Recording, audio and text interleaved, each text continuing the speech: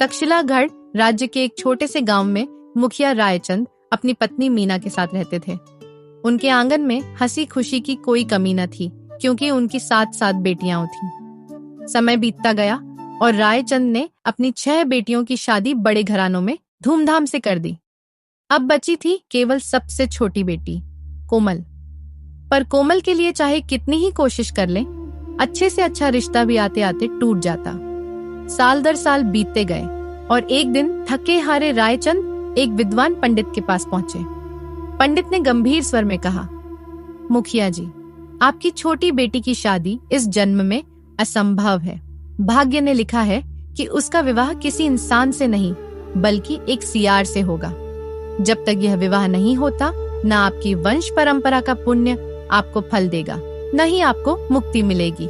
यह सुनकर रायचंद और मीना के दिल पर पहाड़ टूट पड़ा, पर भाग्य के आगे किसी की कहाँ चलती है। भारी मन से उन्होंने अपनी बेटी का विवाह एक सियार से करवा दिया। शादी के बाद मन में एक ही चिंता खाई जा रही थी, कहीं हमारी बेटी कष्ट में तो नहीं है।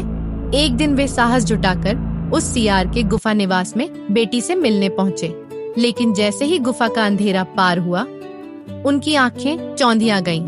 अंदर कोई साधारण गुफा नहीं, बल्कि सोने चांदी से जड़ा एक भव्य महल खड़ा था।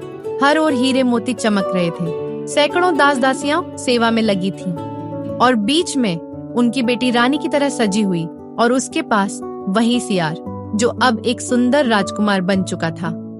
राजकुमार ने मुस्कुराकर कहा, मुखिया जी, मैं असल में एक राजकुमार ही था।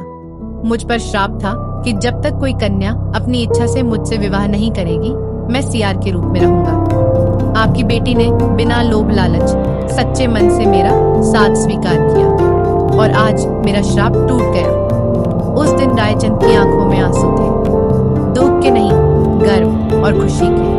कोमल की किस्मत, जो उन्हें अभिशाप लग रही थी, दरअसल वरदान निकली।